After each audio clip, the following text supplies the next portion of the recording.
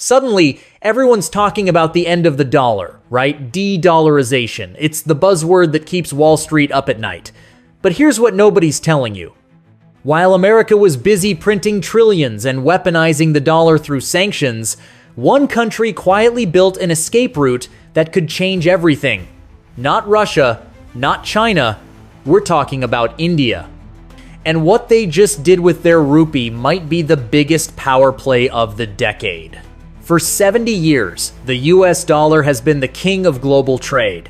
If you wanted to buy oil, you paid in dollars. If you needed to settle international deals, you used dollars. The entire world economy ran through New York's banking system. America didn't just have economic power, it had a monopoly on how money moved across borders. That monopoly gave Washington something priceless: control. But that control is slipping, and it's happening faster than most people realize. India just signed trade agreements with over a dozen countries to settle transactions in rupees instead of dollars. We're not talking about small nations here. We're talking about Russia, Iran, the UAE, and even parts of Africa. These deals mean billions of dollars worth of trade flowing outside the US financial system. Oil from Russia paid in rupees.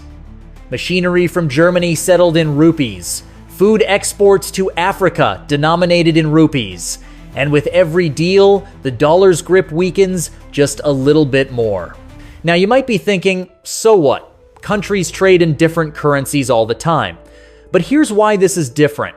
India isn't just trying to save on transaction costs.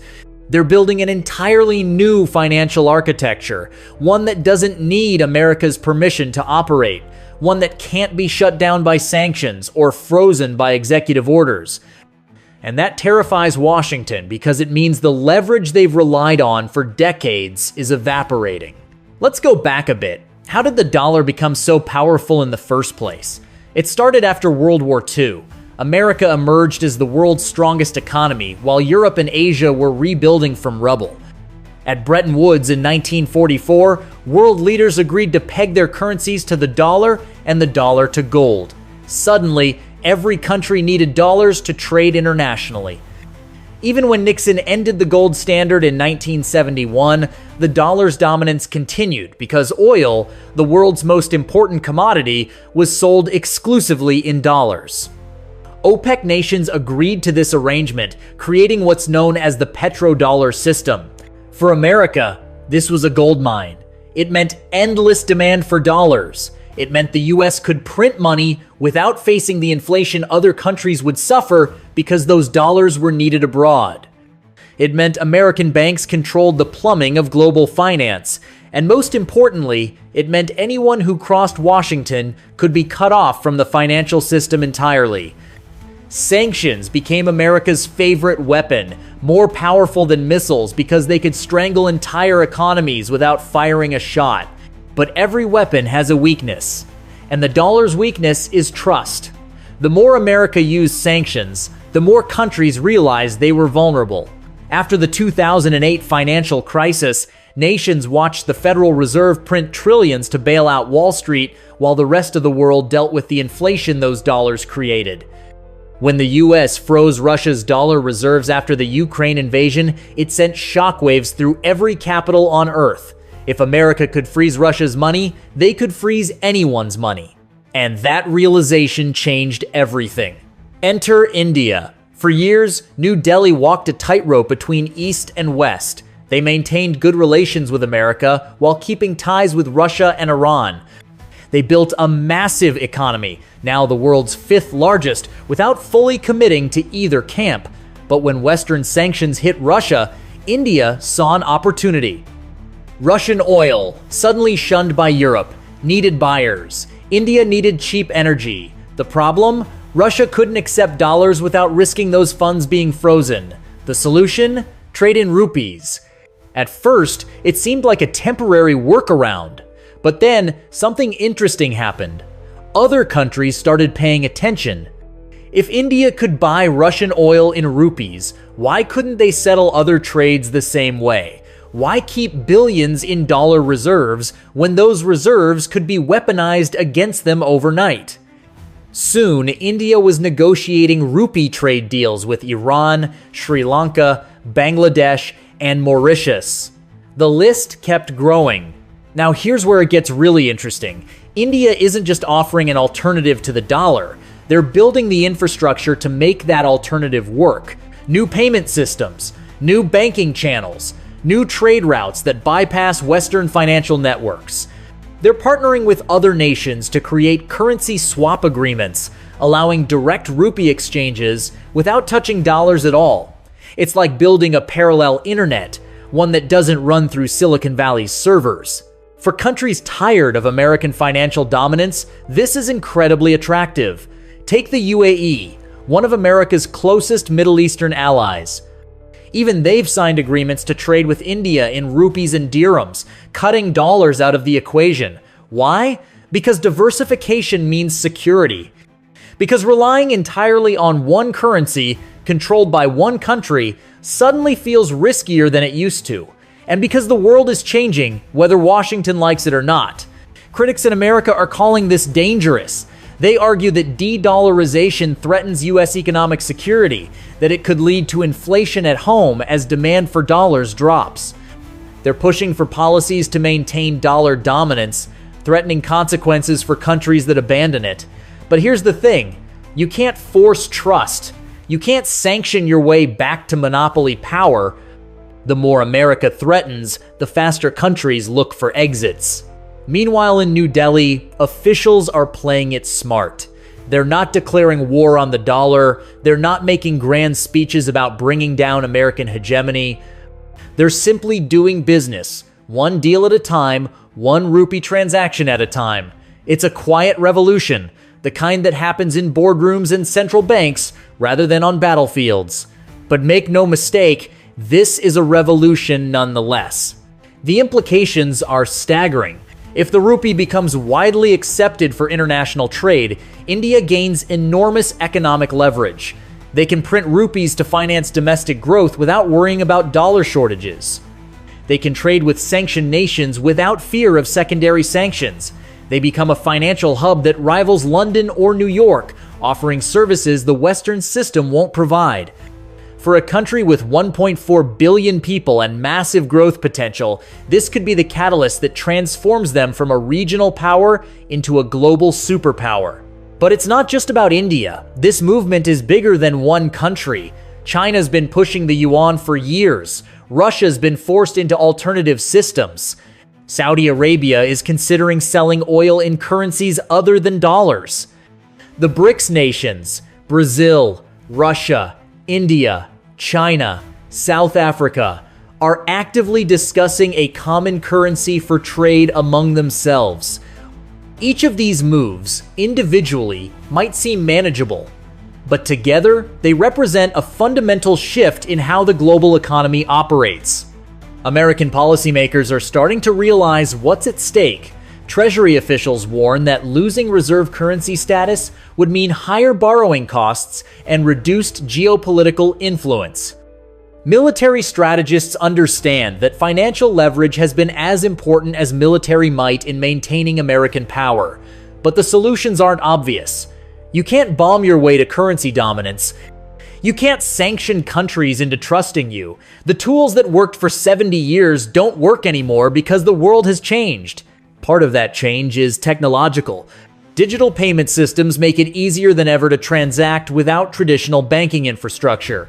Cryptocurrencies, while volatile, have shown that money can move globally without government intermediaries.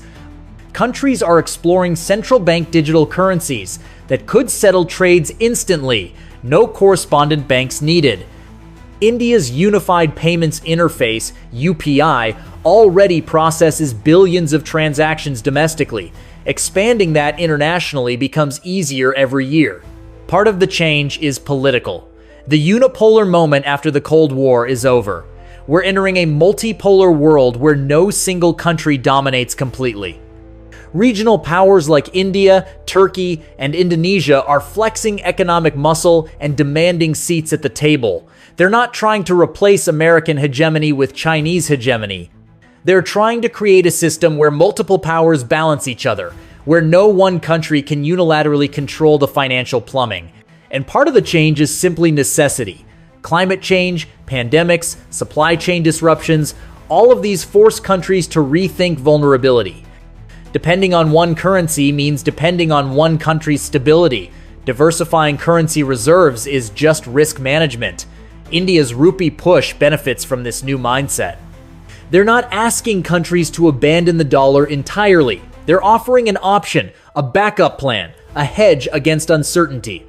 Of course, building a new financial system isn't easy. The rupee faces challenges, the dollar doesn't. It's not fully convertible yet. India's capital markets aren't as deep or liquid as America's. There are questions about whether the rupee can maintain value if it's suddenly used globally. These are real obstacles that India must overcome. But here's the thing, they don't need to replace the dollar completely, they just need to create enough alternatives that the dollar's monopoly breaks. And that's already happening. In villages across India, farmers who export goods are noticing something. They're getting paid faster now, fewer intermediaries taking cuts, fewer conversion fees eating into profits.